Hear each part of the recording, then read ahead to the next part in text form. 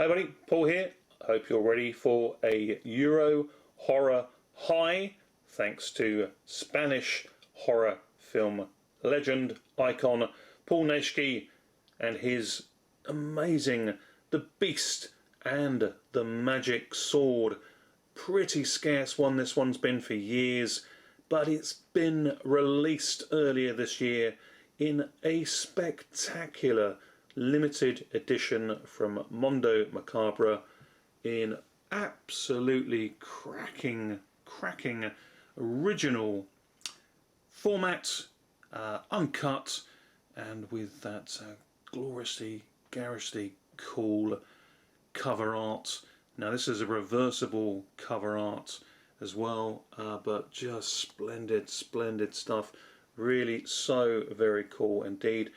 I have been wanting to see this film for literally decades. I've watched a lot of Paul Naschy films, watched a lot of his Wolfman, werewolf movies. Of course he plays the perpetually plagued character of Waldemar Daninsky, cursed through the generations, always searching forever for a cure.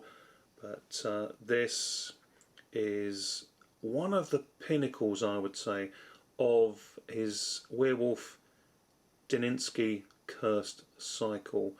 I hope anyway. I haven't seen the film, but everything points to it being so. I mean, it's got a great big budget. It's directed by Paul Naschy himself. He knew at this stage, movies from 1983, he knew at this stage exactly where he was in the shoes of the character. He knew the curse, he knew the problems, he knew the character inside out, and you can be damn sure that when the Japanese probably came along, or he approached them and they said, "Yep, we're on board, here's some money for the pot to make this one," you pretty much, you take what you need and you give us a film that will span the world, span the generations. It's going to be a classic Daninsky werewolf movie for the generations, and we're going to love it in Japan, you're going to love it in your home country, and all around the world fans are going to just love it. That's a lot of love for a werewolf. But werewolf and Zerwolf, but absolutely have been hankering after this one for so very long. It just, when the opportunity arose from Mondo Macabro to purchase one of just 1,000 editions, as you can see there, I was lucky enough to get number 212 of 1,000, The Beast and the Magic Sword limited edition. The Blu-ray is, or may have just already been reissued in a standard edition. There's lots of extras that come with this that won't be in that standard edition. So this is now already, I mean, it's sold out obviously straight away, no surprise there. It's going to be much sought after. I'm sure it's going for crazy prices if it's available at all from anybody foolish enough to sell this, because I think it was limited to just one purchase per person, so it would have been very difficult to get more than just the one. So anybody, you know, thinking to buy two or just one, not for themselves but for the selfish purposes of just getting twice the amount of money from people on eBay, which is always scandalous, I feel, but that's a discussion for another day. This is about the goodness of Waldemar Daninsky, the Wolfman, werewolf, and Paul Naschy's great skill at delivering this movie. Let's just open it up because I hope then we can crack into the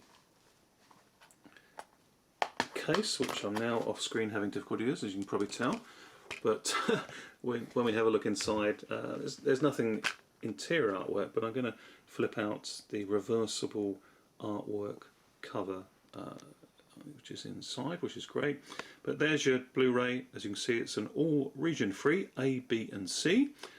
So as I say, if you can get hold of this, fantastic, but if you can get hold of the standard edition, which is on its way, I'm certain that that will be a region free disc as well, so everybody can get to share in this wonderful piece of horror history, horror icon history, that's for sure. But let's slip out the disc if we can. Always easier said than done. Let's just push that to there, to one side. You don't probably need to see all of this, so apologies for that. But we're going to get there. It's worth the wait, I think, because it's a really cool movie. Now, this I remember back in the 80s, of the glorious days of VHS rentals. I remember not seeing, I never saw this in the video rental stores, but I do remember seeing in the various horror and sci-fi, fantasy, Fangoria magazines like that, this artwork. And that's the artwork that I was familiar with. And having seen a couple of the werewolf movies with Paul Naschy, and they were some gory goodies. His style of filmmaking, as far as Spanish horror, is certainly up there, more of the American style. It's certainly slower pace, which is typical of the Spanish Euro films of the time. But this had a more, let's say, I want to say realistic, but it's obviously it's a horror fantasy. But the depth of the characters, the pace of the movies were certainly far greater, more involving, and they weren't sparse on the blood either. So really good, gooey, gory stuff. But that's an interesting piece, isn't it? You've got the werewolf against a tiger there, Bengal tiger, something like that. But werewolf versus samurai is what it declares. And that's exactly what we're getting here. Just really good stuff. As I say, Paul Naschy directed the movie. He directed it under his given name of Jacinto Molina. And he also wrote the piece. That really was obviously a passion piece for him. He really was engaged with the character. His first appearance as Waldemar Demiński was back in 1968. In the movie Frankenstein's Bloody Terror, if you get the opportunity to seek that one out as well. But he then went on to play Waldemar Demiński and or a werewolf in some 14 other titles, I believe, something like that. I think 14's right, but correct me if I'm wrong, I'm sure you will, and please do. But 14 movies plus this one, so we've got a total of 15, up to 2005's quirky A Werewolf in the Amazon, which is another movie I picked up recently. And it is good fun because not only is Paul Naschy playing a werewolf, Wolfman, he's also Dr. Moreau. That's just good, goofy, Brazilian-made stuff. If you can get hold of that, do so. It's wonderfully fun. This, though, is arguably Spanish horror legend's last great film before his passing away in 2009. And the movie actually relays the Demiński origin story of how the curse first came to be. So this is actually a great jumping on point for horror fans. And he co-stars with Japanese film star, veteran Shigeru Amachi, who sadly himself passed away just 2 years after the making of this movie, which is a great shame. He was only 54 years of age, and he was a popular and big star himself of many well-known samurai, crime, gangster pictures throughout the 50s and 60s, 70s, including films such as The Tale of Zatoichi from 1962 and Jigoku from 1960, and of course he was with some great film directors as well, such as Teruo Ishii. He made a secret White Line Zone in 1958, appearing alongside the great Bunta Sugawara, for the great Japanese director Teruo Ishii, as I say, and one of many genre-defining Yakuza gangster greats. Really, really good stuff. Let's just show you the extras here as well. We've got the requisite little booklet, pamphlet that comes with it, showing sort of the goodness of the movie. And this is all in English friendly language. Get some nice pictures in here as well. So very welcome indeed, as I say, from Mondo Macabro. Can't go wrong. I mean, they've delivered some really good and rare and long out of print stuff. They're one of those companies that, you know, you are lucky enough to get in early and reserve and pick up one of their scarcer titles. Get in there quick, because they don't hang around. They really don't.